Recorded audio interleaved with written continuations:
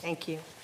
Good evening. Welcome to the Select Board meeting of March 6th, 2024. I call this meeting to order. The meeting of the Hopkins Select Board is being held both in person and remotely using the video conference platform Zoom.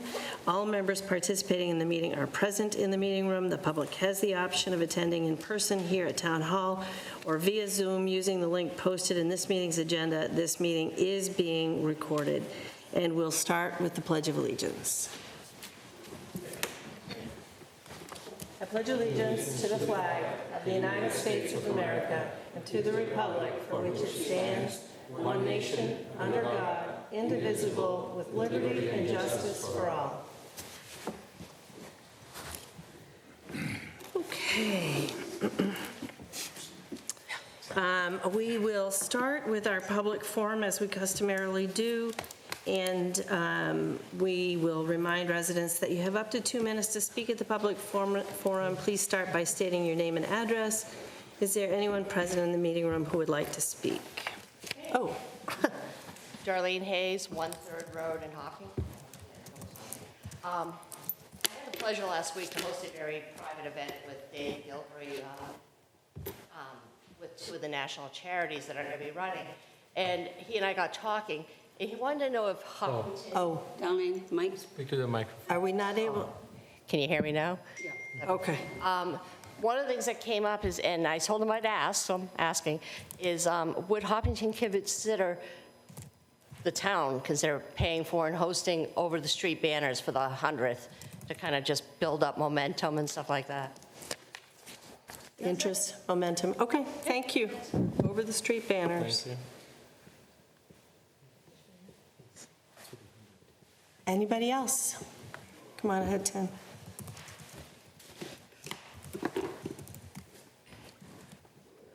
Timothy Boyven, 41 Pinecrest Village. As I said about our democracy last week, a great thing is that we all should benefit from our elected officials' professional expertise. But again, that is what perplexes me about how slow it has taken for select board members to finally address Joseph Bennett's failures as police chief. Last week, I outlined my concerns about Mr. Nasrallah's failure to aggressively address the chief's egregious doxing of the survivor, as well as her young children, the survivor who brought forth the charges that retired Deputy Chief Porter raped her when she was a child. Mr. Menon, I have the same concerns regarding your continued effort to kick the can down the road, as evidenced by your urging the board to give the chief 2 weeks to respond to Ms. Kramer's thorough review of the chief's performance last week. How you and the other board members weren't prepared to conduct a thorough review, as Ms. Kramer was, is particularly concerning. But also, with your healthcare data analytics and artificial intelligence expertise, you must know the gravity of the chief's action, specifically in doxing the survivor so publicly. As a healthcare IT executive, you know the consequences healthcare professionals face when they violate anyone's privacy. There have been several well-known cases where doctors, nurses, other staff were either fired or suspended for leaking to the media or even just accessing the records of several celebrities: Farrah Fawcett, Maria Shriver, George Clooney, Britney Spears, Michael Jackson, Prince. You know this. But what happened here in Hopkinton goes far beyond just employment consequences. In the Kobe Bryant case, his widow filed suit against the county sheriff and fire departments after employees shared photos of the helicopter crash that killed the basketball star. A year ago, Ms. Bryant settled with those agencies to the tune of $28.5 million. Her co-plaintiff settled for $20 million. The right to privacy is guaranteed by both Massachusetts general law and federal law under the Privacy Act of 1974. So just like Mr. Nasrallah as a lawyer, I struggle to grasp, Mr. Menon, why you have dragged your feet in urging Chief Bennett to be suspended. We got to wrap it up, Tim. Okay. With the exception of Ms. Kramer, you all have miserably failed the residents of Hopkinton in this affair, every single one of you. Thank you. Yep, come on forward.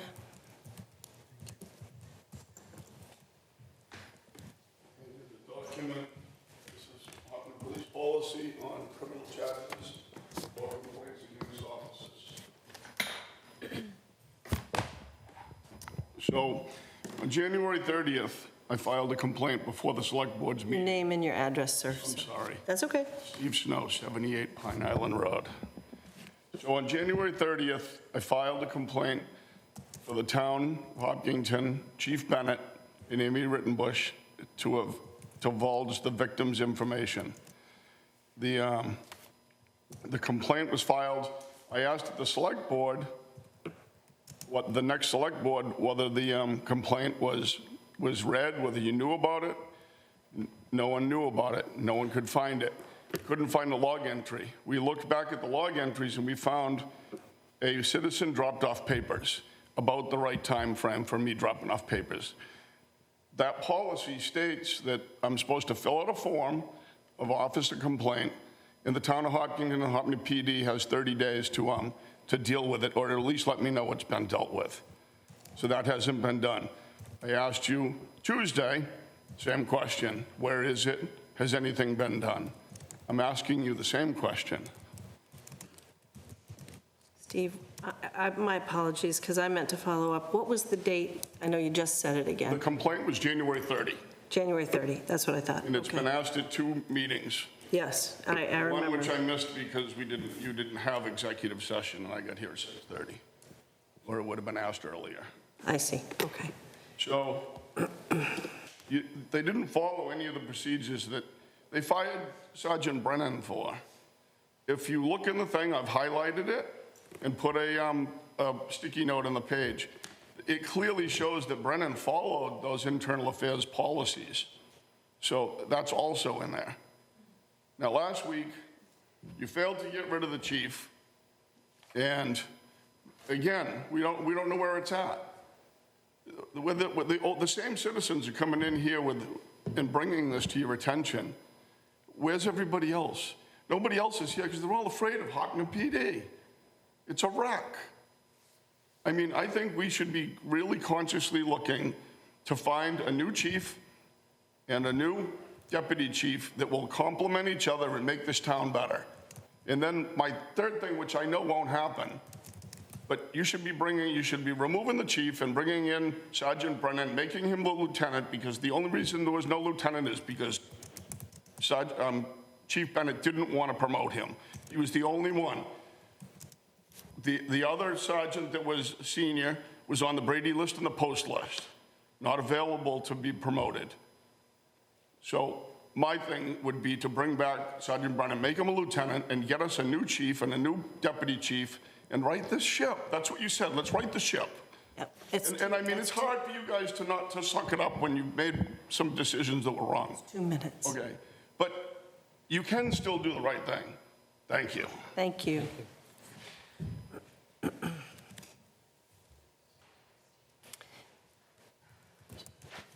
I want to just state publicly that I know that emotions are very high, but I think I can speak for the board, certainly, the town hall staff and the residents. I don't think well, I don't want to speak for you, Steve, but I think that we remain very confident in the talent and dedication of a lot of the members of the Hopkinton Police Force. They're a dedicated crew over there, and we want to make sure we separate our discomfort with some things from the folks that are still doing a great job over there. Yes. Karen Crum, 12 Joseph Road. I didn't come here to tell you what to do because I don't like to be told what to do. So I just want to, I listened to last week's meeting over several times because like Amy said, it was a lot to take in. And I just wanted to share a couple of things that I noticed from it. Muriel did not share her personal opinions. She shared facts, including documented, non-disputed shortcomings of the chief's performance. She stated specific items, specific dates, timeframes, insufficient status updates that spanned more than a year, and the current status, which wasn't acceptable either. The review also included blatantly insubordination, like evidence by failing to provide requested documents that she and the town manager had requested and not responding to emails. But what concerned me the most after that was that the first response heard from another board member was that since Muriel hadn't shared this with her prior to the meeting, that she was not going to agree with her. I found that to be one of the more unprofessional things I've heard at these meetings.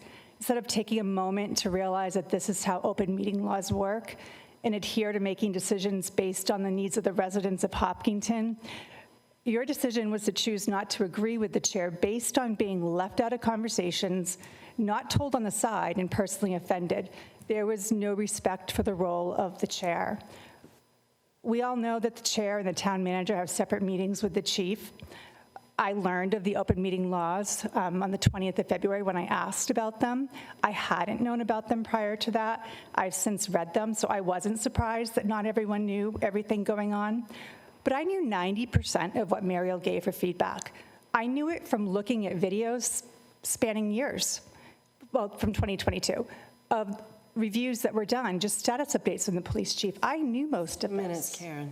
So in my opinion, the response to the chair from the other members should have been, thank you for taking the time to put all this together.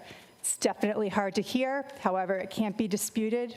Has been happening for well over a year. And yes, we need to take action. Thank you. Thank you. Thank you. Gail Ober, 17 Fawn Ridge Road. I just want to piggyback on to what Karen said.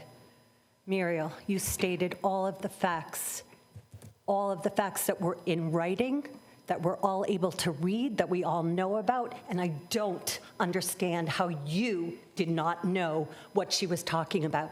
It's infuriating. I'm appalled and disgusted. The chief should have been suspended last week, and I'm disgusted with you, and I'm disgusted that you're never here.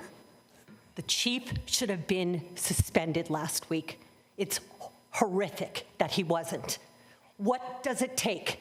Muriel stated all of the facts. Tell me what it takes. This man should not be in the position that he is in.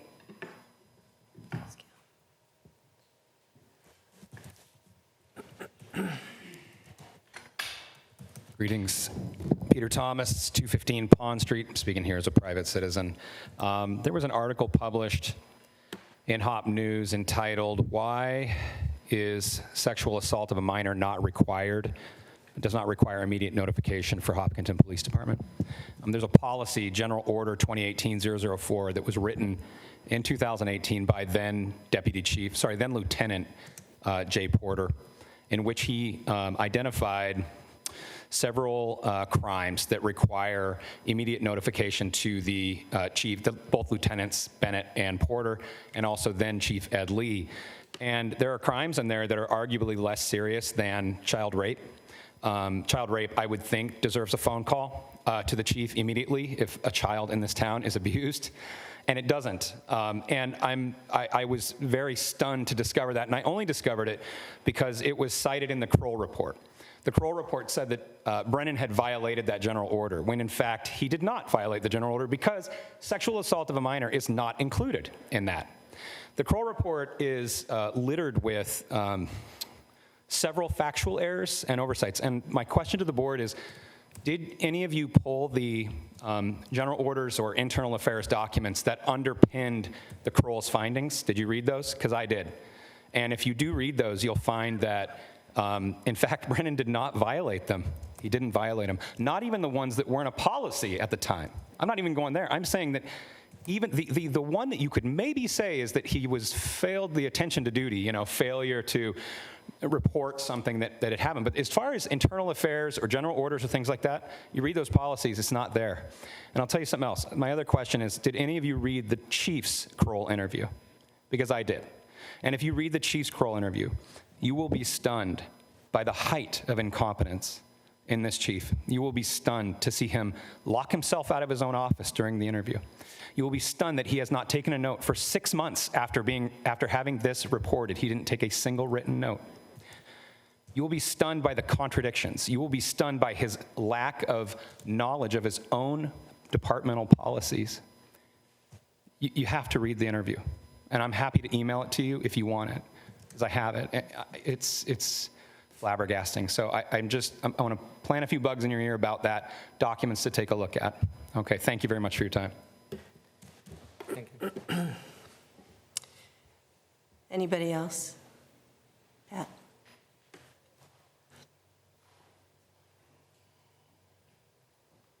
Good evening. Good evening, Pat. Patrick O'Brien, 13 Ray Street, Hopkinton. I got to say right up front, obviously, all of this is very upsetting to me as being part of the department for such a long time, being personal friends with many players involved in this, and trying to weave between the lines of how I feel on this. The reason I'm here tonight is just for clarification, for the board up here. My understanding tonight, you have an executive session to talk about whether Chief Bennett should be placed on administrative leave for disclosing the name of the person that had accused John Porter. I would ask you, and obviously you're not going to answer me now, but this happened over 40 days ago, and I would hope this board had talked to legal counsel, had talked to HR, had talked to the town manager to find out what exactly is the policy of documents getting released by the department to outside agencies. I could probably bet my check that that does not fall solely on Chief Bennett to redact every document that's going to go outside. I would say that probably legal counsel of the town of Hopkinton is involved in that. I would guess that they probably prepared that document for the chief to release. And so that's a little upsetting to me that Chief Bennett has been left out there in the crosshairs of many people on a platform with a certain agenda. And there's been no rebuttal by the town to help explain who else was involved in disclosing that. For anyone to think that Chief Bennett had malicious intent on disclosing that name is way off base. So I would ask you, when you consider your executive session tonight, to consider that it was not solely Chief Bennett that disclosed that name, that it was the probably the town's legal counsel that was involved in that. I can also bring to your attention, please, Boston Marathon's coming up in in a little over a month. We are down some men, especially at the administrative level. Right now, Sergeant Van Ralton is helping to do the assigning of that. He's only been doing that a year. This is a federally classified SEER 1 event, which means that it has a classification like the Super Bowl and the presidential inauguration. It's that big of an event. Sergeant Bennett's been involved in that for years. We have so many outside agencies and so much security plans. If he's taken out of the picture, my fear is that will jeopardize everyone involved in this event. So I'm not saying because of the Boston Marathon that should make your decision, but I'm saying that that is a consideration when you do. And my last thing is, I know you had a laundry list of questions for the chief last thing, and you deserve answers. The residents deserve answers. And I know you got that schedule coming up for him to come before you to answer those questions. So I would hope that you just stick to your plan on executive session tonight to talk about the release of the name and not bring up the questions that you brought up last session. Thank you. Thank you. Do we have anybody on Zoom? There are 5 people, but no hands raised. No hands raised. Madam Chair, Yes. I'd like to say something. Okay. For all those who don't know, actually now about 2 weeks ago, our adoption was finalized for a baby. The past year, about a year ago, we brought our baby home from Morocco, and we've been dealing with that. It's been a major family event, and we're super happy. But with that, I no longer have the time to devote to being a Select Board member. I am not running for re-election, and my seat will be open. Thank you. Okay. Sure. Yeah, we got it. I'll take, okay. Yep, just into the microphone. I just want you to remember, this isn't just about You got to be closer to the microphone. Yeah. releasing a victim's name, but also everything else that was brought forward, that the whole, it's a mess. And that's what needs to be also brought into consideration, not just this one thing. There's multiple things. That's it. Thank you. All right. We're going to close open comments. Is there anybody else who wants to make a comment? Okay. We're going to move forward to the consent agenda. The Select Board will consider the following consent agenda: the minutes of February 6th and 13th. Whisperway donation and escrow agreement. The Select Board will consider approving an agreement pertaining to the holding of a deed conveying open space land in the Whisperway subdivision to the town pending approval of an article at the 2024 annual town meeting. And the Connolly Farm donation, the Select Board will consider approving an agreement pertaining to the holding of a deed conveying open space land in the Connolly Farm subdivision to the town, pending approval of an article at the 2024 town meeting. Does anybody want to pull anything off the consent agenda? Okay, I'll entertain a motion. Move the motion to approve the consent agenda. Second? All those in favor, say aye. Aye. Any opposed, any abstentions? Okay. Next up is annual town meeting. Consider reviewing the language of the annual town meeting articles. Mrs. Lazarus, any words of wisdom? There's a couple of new Select Board articles in the draft warrant that was in the packet. They were highlighted in yellow. Yep. One is the one that Mary Jo has been working on page 8. Yep. And the other is the attendance at town meeting, which is toward the back. Was working on that in collaboration with Connor Deegan, town clerk, and some draft language is on page 25. Okay. So I finally got to page 8. Did everybody have a chance to review the draft language or have any questions? This is the article that Mary Jo has proposed, the home rule petition for senior tax exemptions on school building projects, and the sponsor would be the Select Board. Just one question. Was it reviewed by the council and okay? Not yet. Not yet. Yeah. So this is the draft language, and all the language will be reviewed by council before it gets finalized. Any questions? I mean, I think it might make sense to let Mary Jo give us Explain some- it a little bit. Yeah, I agree. Mary Jo, do you want to just speak to it? It's a long article, so maybe, it's like 2 pages, so maybe I should just do a summary of it. Yeah. It's an article petitioning the Massachusetts General Court, special legislation, to authorize a means-tested senior citizen property tax exemption. And this would be for the school buildings, that the seniors be exempt from the extra tax for the school buildings. And it will be spread out over everybody else, but it's not a whole lot of money. I think it's like 61 people now getting exemptions for, and it would be 65 and over, and it will have a means, you can only make a certain amount of money, and to get the exemption. I believe I'm going to use the same criteria that we use for the, well, I was going to do 41C, but then I've decided that probably it would be more advantageous to the seniors to use the same criteria as we use in the tax relief applications. An application will be made up, and people who are interested will have to get one. You have to own your own real property.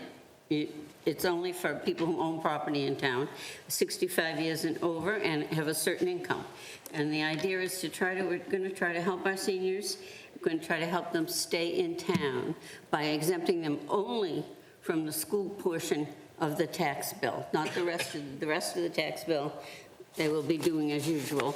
They can get their other exemptions at the same time. They can get their 41C or their tax relief exemption if they qualify for that also. So that, in a nutshell, is what the article is about. And we'll have it. It'll be in the book for reading. And right now we're trying to make up some more, get a real good handle on how many people might apply and just how much it would cost, which I will bring up at town meeting. So that's basically it in a nutshell. So, thank you, Mary Jo. I had just a question about sort of presenting it at town meeting. If there's a way to quantify how people will qualify and what the impact is? Oh, yes. I think that's going to be. We're, like I said, we're looking at using the same criteria for the tax relief fund.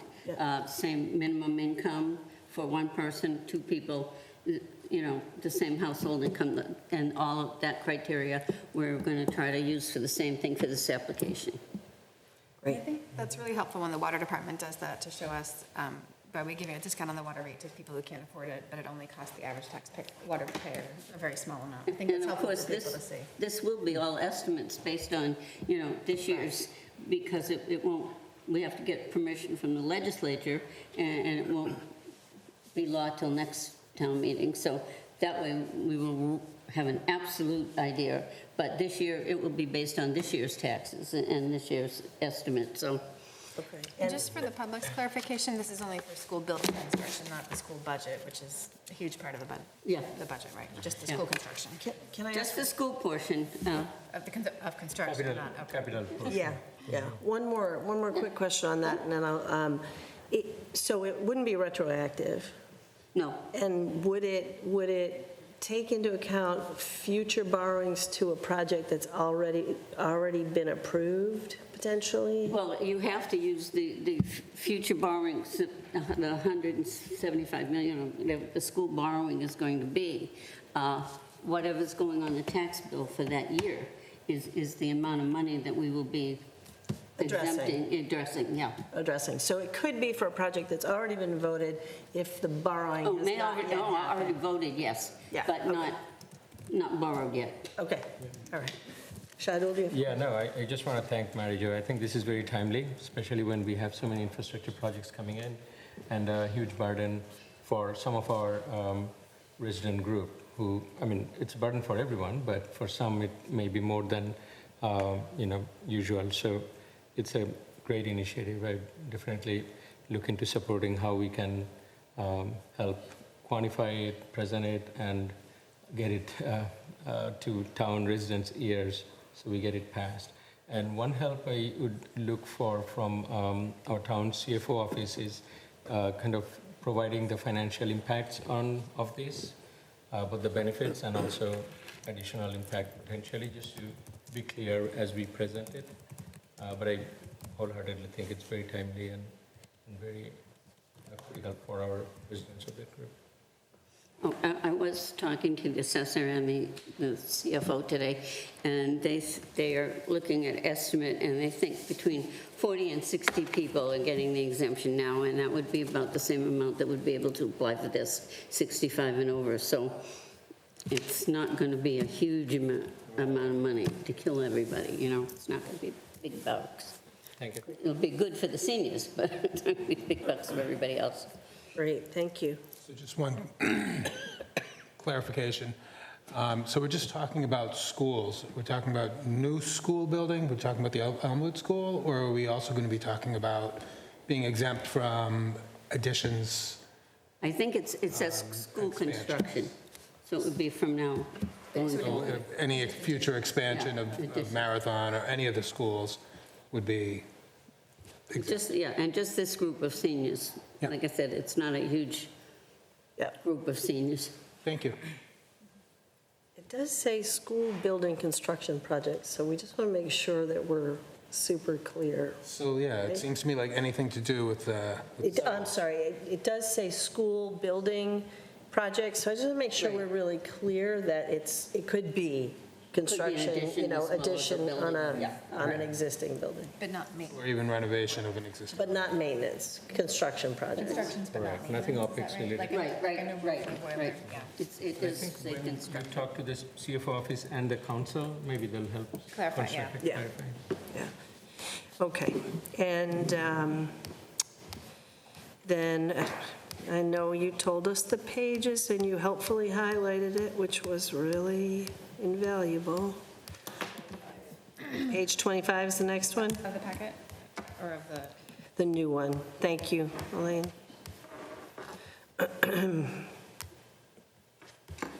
Just went by. This is a general bylaw amendment, the non-voter participation at town meeting, to see if the town will vote to amend Article 1 of Chapter 47 Town Meetings of the general bylaws by deleting 47-4 in its entirety and inserting a new section 47-4 with a new title as follows, Town Meeting Attendance. So this is, in a nutshell, to allow non-voting residents to participate and speak, though they will be still in a designated section. Is that? Correct. Did I capture that right? Okay, so previously, visitors or non-voting members couldn't speak at town meeting except under specific guidelines, or? Yeah, and actually, the current language actually says that unless otherwise ordered by the moderator or a vote of the meeting, no person whose name on the list of registered voters should be admitted to the hall where a town meeting is being held. So it's even more restricted. Okay, so this is to allow folks to attend and participate and speak, still not vote, though? Correct. Great, okay. Any Question on that. Yes. Would the non-voting members who are allowed to attend count towards quorum? Any other questions? Well, I think we discussed this. Do we need to clarify that it wouldn't count towards quorum? There's the quorum requirements in another section. A separate section. Okay. Okay, great, thank you. And is that the only other one, or did we have three? I have one more question on that. Oh, yes, go ahead. Has the town clerk reviewed this about where it says who's going to check the street list? Oh, good It's on there. Yes, actually, Connor did the most of the work in drafting this. Oh, okay. Great, okay. Okay, is there anything that we need to do besides interacting with that? We're waiting for the professional language and review? The town council will review all of these as well. Great, okay. All right. Next is a request for a street light on Clinton Street. Who's up? Mr. Kamalo, Ms. Lazarus? Who's talking about the street light? Dave Beltori is on this. Dave, Oh, good.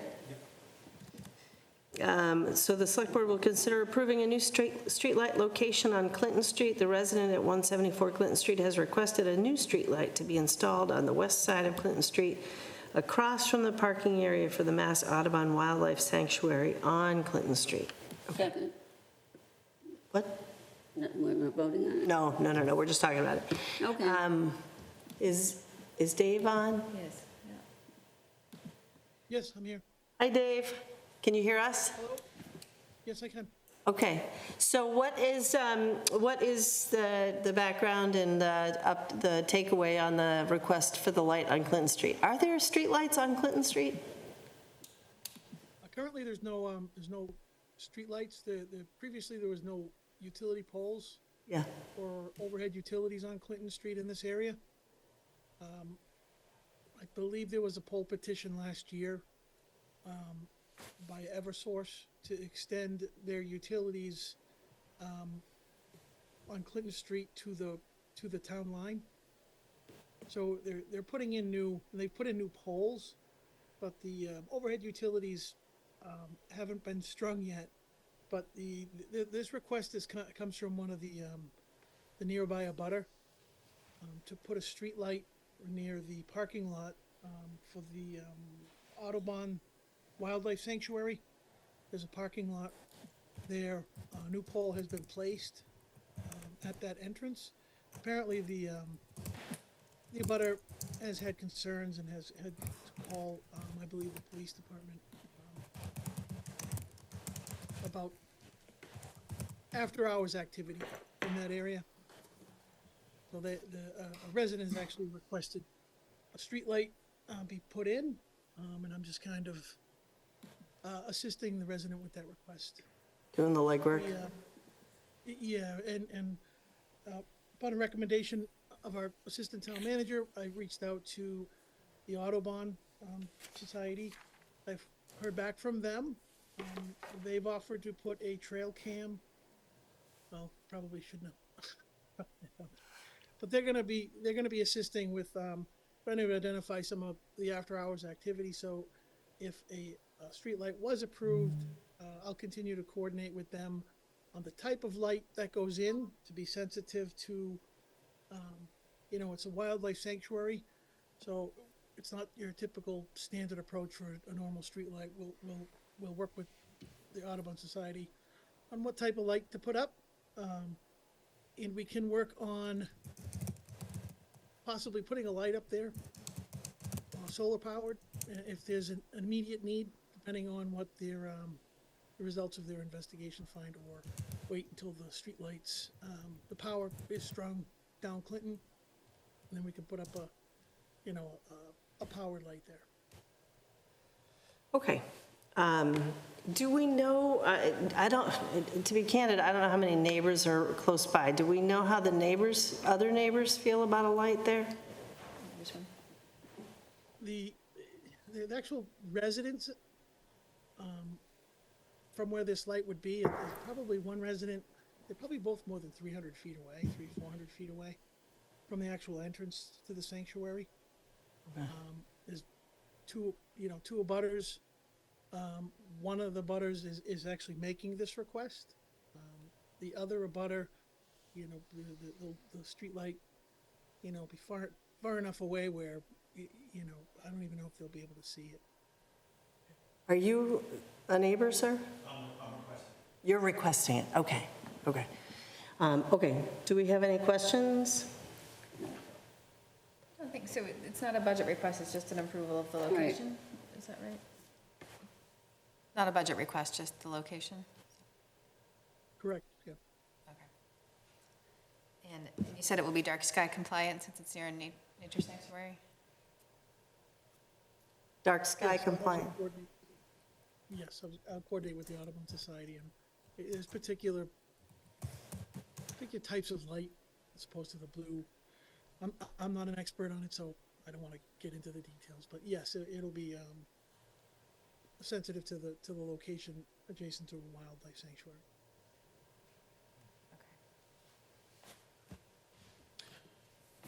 Do we have a way of paying for it?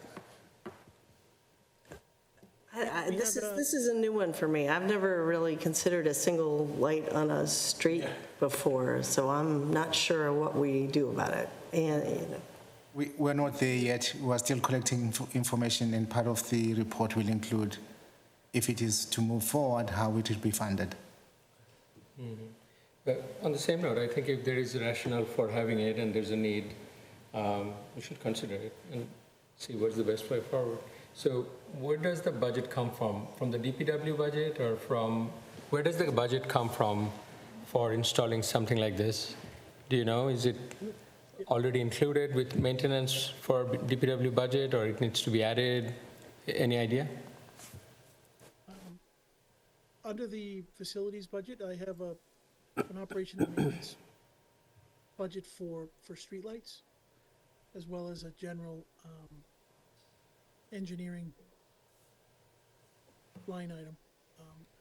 We can cover a few of these on a yearly basis. If there were,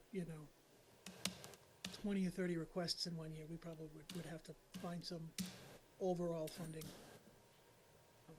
So do you think it can be covered? This particular one, I would be able to cover it if it was to move forward with my existing operating budget in fiscal year '24. So Dave, it sounds like you think it's covered, or it can be covered with your maintenance budget? Yes, I wasn't able to catch up with the town manager's office on that. If I may, Yes. we do have funding in the budget that could be applied to this project.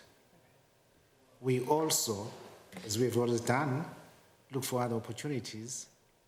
If there's an opportunity to partner with the utility company, we will do so. However, yes, we do have a line item that can be applied. We will also look for efficiencies. Thank you. So, not to be sort of prickly, but I don't know, I've never heard of a request for a single streetlight on a street. I guess I'm not sure. I just haven't. I just haven't. Then. We will check our records. I seem to recall something, Well, it doesn't another really. similar request. Yeah, it doesn't really matter. I'm just wondering, what, like, a standardized, are we following a standardized process to consider it? At staff level, yes. When we receive this request, we share it with the relevant permitting departments. And I believe in this case, there may have been a comment from public safety that was supportive. Yeah. of the public safety viewpoint. Yeah. Yeah. There's Yeah. one from police department. Yeah. This one, yeah. Yeah. So what other staff departments look at a streetlight location? We'll ask DPW. Yeah? We will ask communications. We'll ask fire. Okay. So that's still to be done then? I believe so. Okay, all right.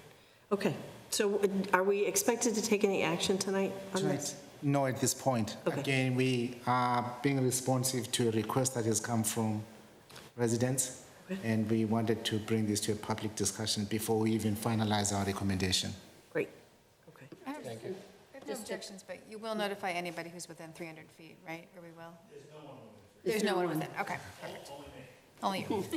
Okay. And one last question on this is, how many requests you have like this in the pipeline, and how are you suggesting to prioritize? Or do you have any more requests like this? That question to me? Yeah, it would come to you, right, if there are other requests? Most requests eventually find their way to me. In the 13, 14 years I've been here, there may have been 4 or 5 requests that I've assisted residents processing. Okay, thanks. I mean, I'm just curious to know. I mean, in my opinion, we'll have to do some due diligence, like with the other authorities, and look at it from the merit of it, if it's necessary and applicable from the street situation and the residents' needs. We definitely want to consider it. Mary Jo. I just want to make a comment on Clinton Street. The upper end of Clinton Street, where there are a lot of houses and goes down to laborers training on East Street, there are a lot of lights, enough lights like the rest of the town. But when you get beyond that, it's so dark and there's nothing. And it's right across from the Mass Audubon, which is nothing but water and woods and stuff. And this is for across the street. I think we've needed it for a while. So it's so interesting. So I don't have a closed mind about this, but I just, and I know that we talked about, night sky or dark sky qualifying, but I think it's like charming and fabulous that we have a street or two that aren't like lit up and that it is a sanctuary, right, to preserve the night sky. But sure, you can come right up and take a couple minutes, sure. Please just introduce yourself. Bob Scamacci, 174 Clinton Street.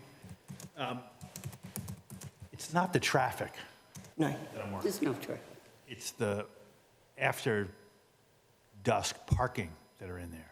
Yeah. And the kids and the drinking and the other inappropriate activities that go on. It's not the street, but it's also the people coming out of the Audubon parking lot at about dusk, where it's getting dark.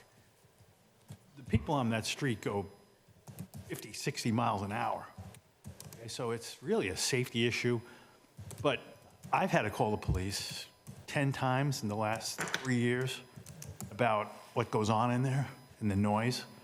So I think the straight light will help deter some of that. And there's nothing there. Yeah. All the property across the street I own, and I'm the only one within 500, at least 500 feet of the Audubon Sanctuary. So it's really not going to affect anybody but the safety of the Audubon Sanctuary. The only person that will see the light is me. Okay, thank you. Appreciate it. Okay. All right, so we'll stay tuned on that. Thanks, Dave.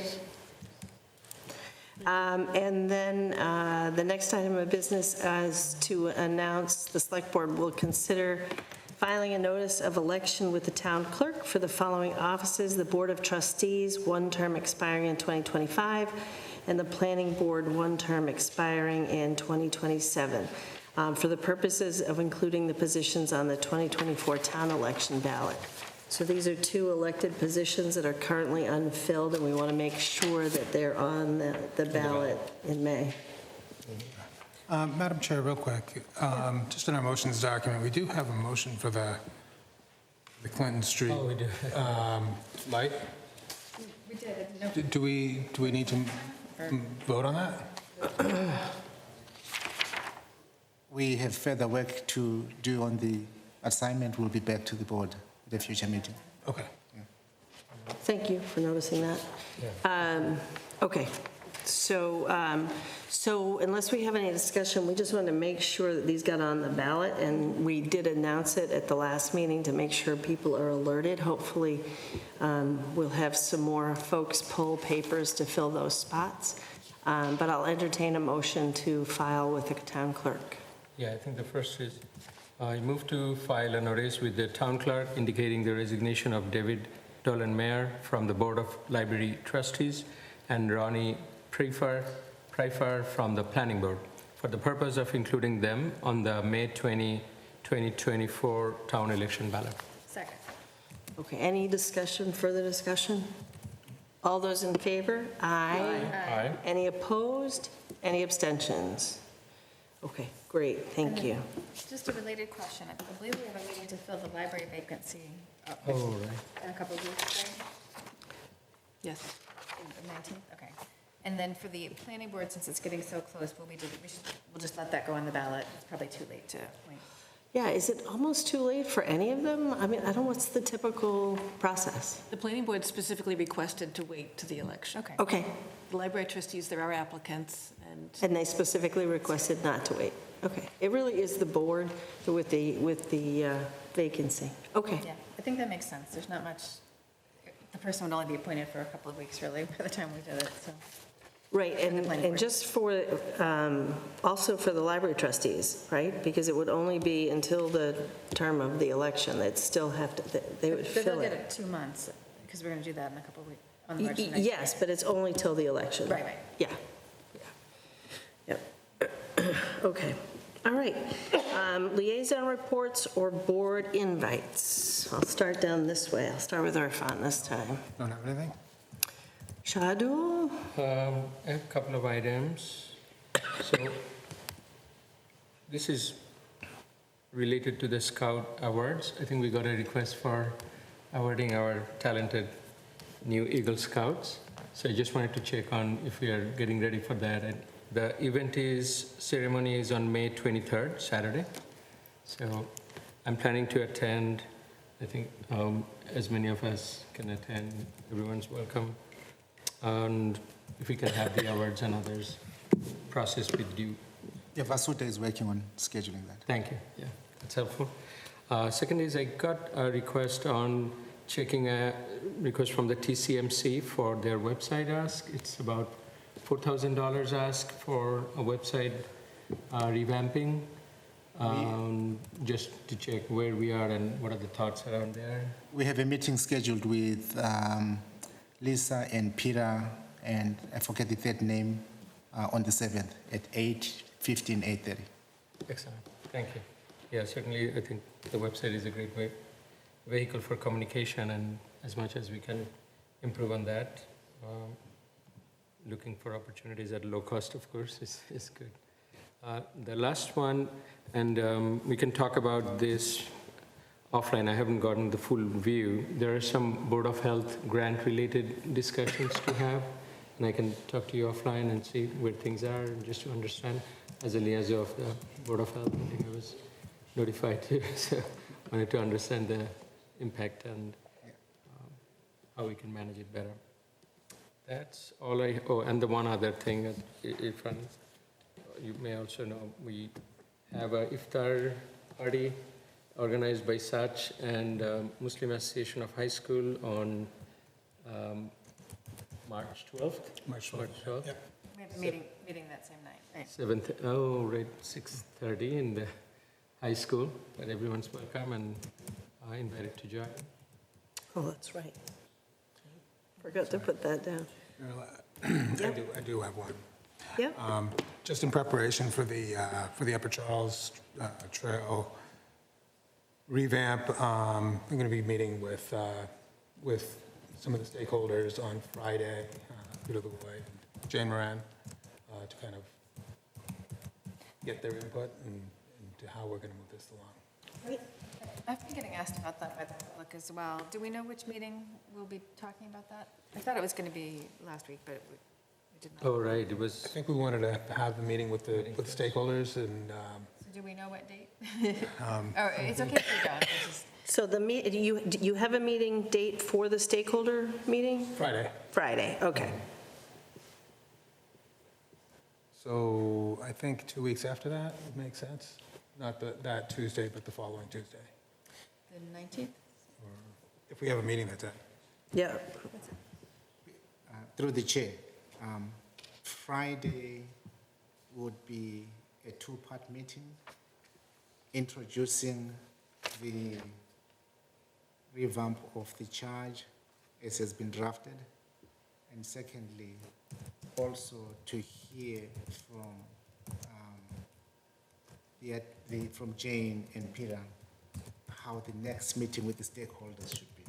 So we may know after Friday when it might be possible for Mr. Nasrallah to come back to the board for a much larger discussion. So I'm going to tell people it's not quite yet, but we're working on it. Okay. It's coming. It's coming, okay. Things are happening, great. Okay, thanks, Irfan. Sure. I also note that on the 12th, it's a busy night, the HCCC, and I know, I already grant RSVP'd for that. recipient award reception is at 7 PM at the HCA's. So there's a lot going on.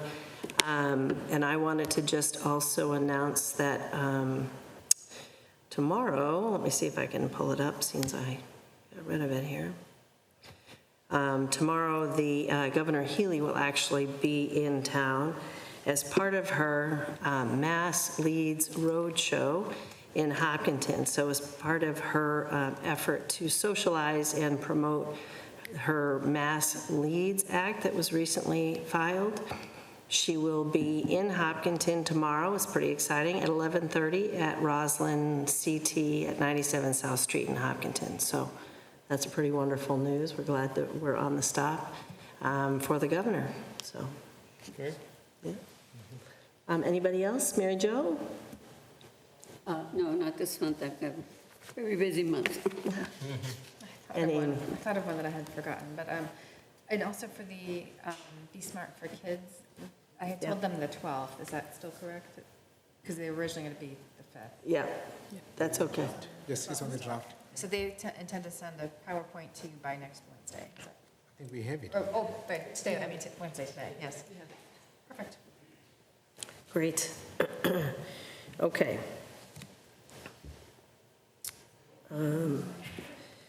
All right.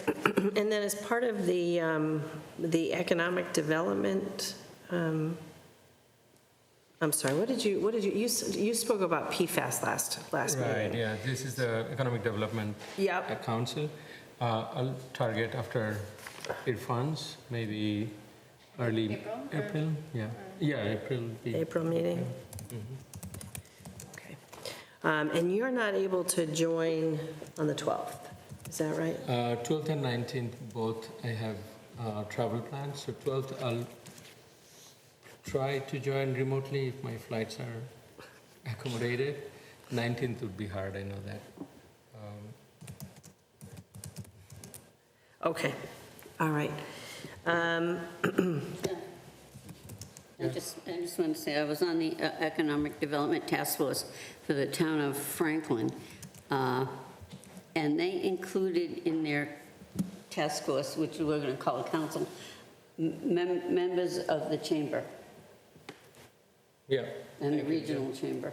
And I think that, that was smart. We got a lot of feedback from them. Absolutely, and just so you know, the framework that I sent to you all as a draft, that would have that representation also Right. stated, and I reached out to the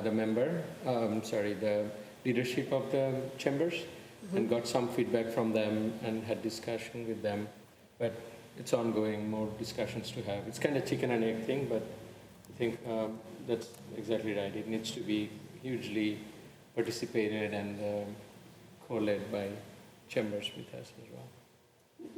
Yeah, and then the other part, why I was asking about the PFAS, we're going to have a stakeholder meeting for that. Yeah, Norman And is gonna help us organize that, right?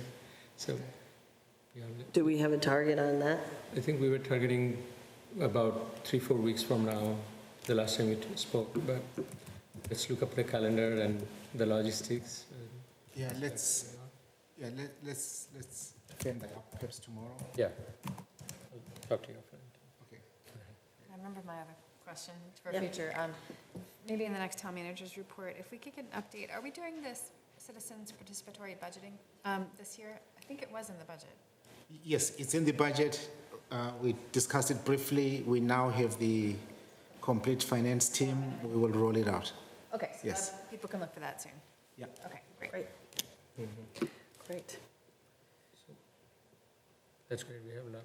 One thing I was wondering, we've been having weekly meetings for 3 months now, and all the other plans are, and we're all here to serve. We are, doing our part of the duties, but at some point, we'll need to think about going back to our regular schedule. Amen. And it's a lot of work for town staff, too. It is. It's a lot for everybody, right? Okay. So now we are going to entertain a motion to move into executive session pursuant to MGL's Chapter 30A, Section 21A1, to discuss police chief administrative leave, to allow Norman Khumalo, Elaine Lazarus, Joseph Bennett, and Brian Bertram to participate in the executive session and not to return to open session at the conclusion of executive session. So moved. If I may, Yes. friendly amendment to allow Norman Khumalo, Elaine Lazarus, Joseph Bennett, and his counsel, and Brian Bertram. His counsel, yeah. Moved as amended? Say it again? Moved as amended? Yes. Seconded as amended. Okay, by roll call, Mary Jo? Mary Jo LaFreniere, yes. Amy Bush, yes. Muriel Kramer, yes? Charles Maron, yes? Thomas Rulli, yes. Okay, thank you.